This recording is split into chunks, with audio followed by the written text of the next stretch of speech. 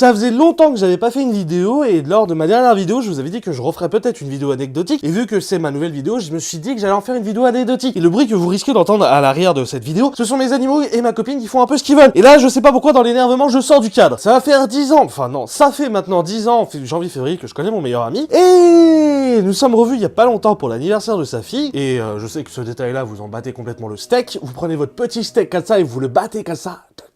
Et on s'est souvenu d'une petite anecdote qui nous est arrivée. Et c'est pourquoi j'ai décidé de nommer cette vidéo complètement au hasard.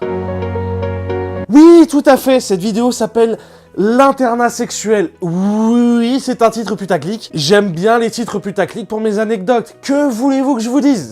C'est comme ça. D'ailleurs, si vous passez par là, n'hésitez pas à vous abonner. Donc, c'était il y a une dizaine d'années, approximativement, même totalement une dizaine d'années. Enfin, nous étions dans un lycée hôtelier. Nous étions internes. N'allez pas vous imaginer des soirées à la American Pie. Ça... ce n'est absolument pas possible. C'est même si de temps en temps on matait d'internat en internat, mais jusqu'à ce que... rideau, hop, close. Bref. Et à cette époque-là, nous partagions la même chambre, nous. Par rapport à cette chambre, je vais vous faire un petit dessin. J'espère que vous allez bien voir sur le tableau, parce que sinon je vais dessiner pour rien. Là, vous aviez les bureaux. Là, c'était les fenêtres.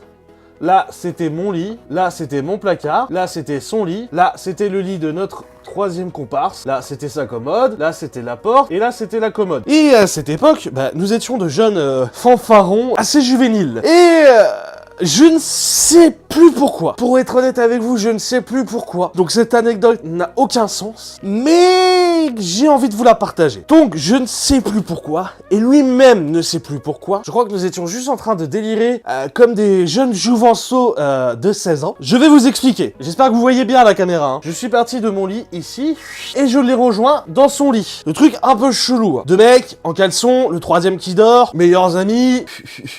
Donc je me suis levé de mon lit discrètement pendant que lui il était sur son téléphone en train d'écouter de la musique et je me suis déplacé tel un pélican discret, un pélican ninja.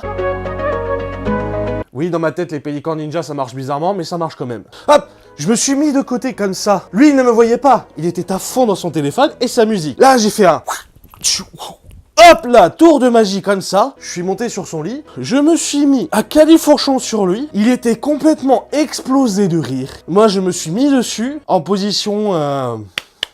cavalière. Voilà, position de la cavalière, voilà, comme ça. Et j'étais comme ça, hop, les mains posées sur son torse, comme ça, et j'étais en train de faire des mouvements du bassin, comme ça. Et là, devinez qui c'est, qui décide d'entrer dans cette chambre! Le surveillant. Bien évidemment, le lycée dans lequel nous étions était un lycée avec énormément de moyens, donc les portes ne faisaient aucun bruit. Il regarde notre colocataire qui dort, il se tourne vers mon lit, voit qu'il n'y a personne, il se retourne comme ceci, et là, pour vous le dire, je vous le fais d'un seul trait. Boum.